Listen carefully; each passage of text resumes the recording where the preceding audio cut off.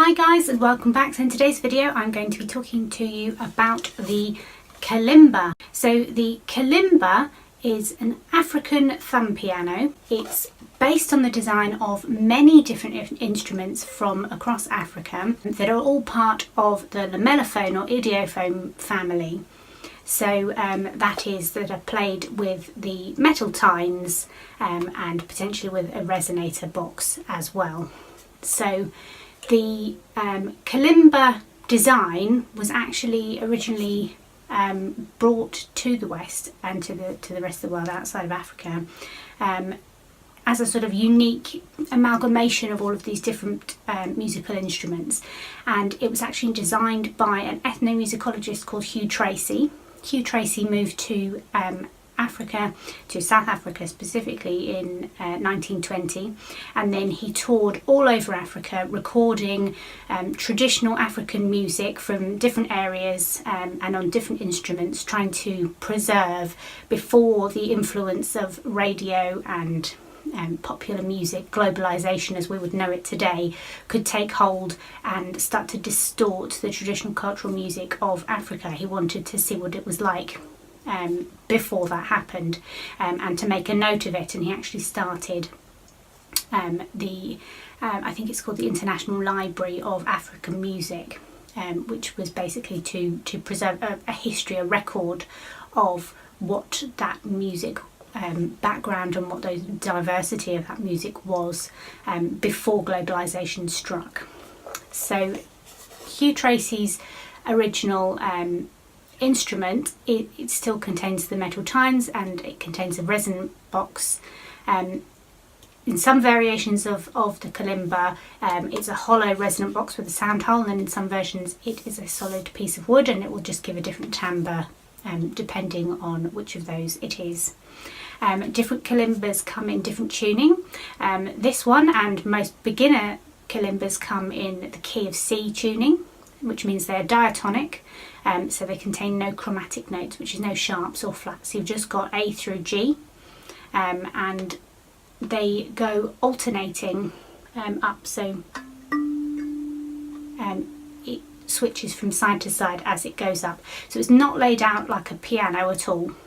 The coloured bars on some of the tines actually represent coloured bars on the tab notation and are purely there to help you read tabs. So if you're not trying to look at tab notation, you don't particularly need the coloured bars.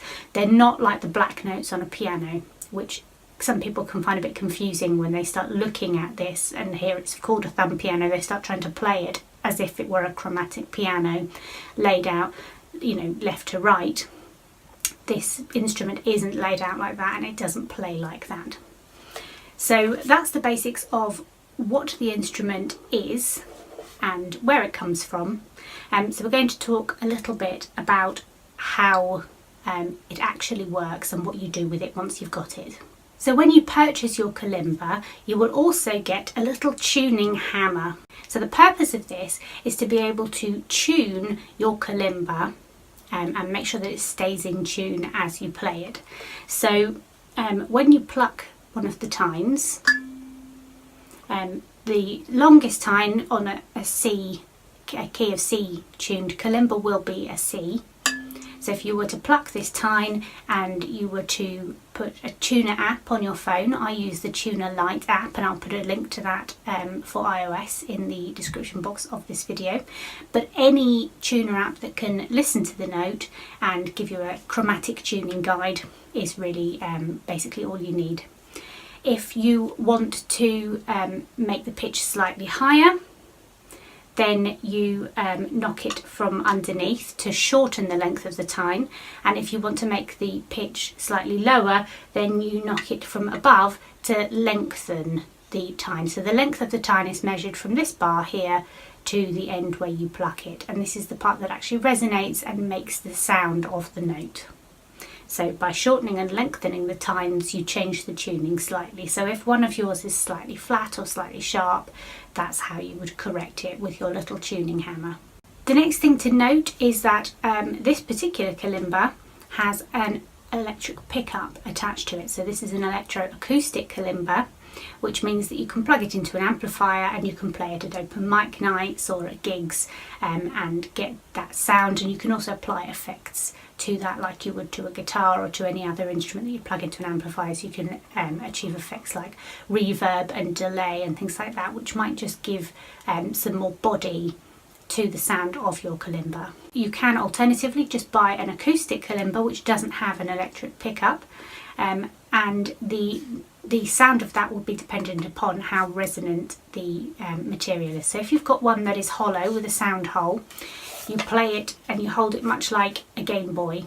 So you have a finger bracing on either side and your thumbs on the tines at the bottom, so that you've just got the dexterity to stroke and pluck the tines like that.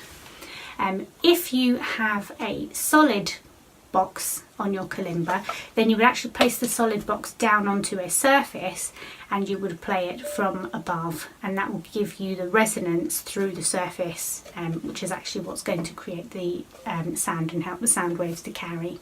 Alternatively, if you've got a solid body kalimba, you can hold it next to a microphone and pick up just the airwave resonance of the actual tines themselves. So there are alternate ways to play it, but the most straightforward way to play is probably to get a resonant box body on your kalimba so that you can just hold it in your hands and play it.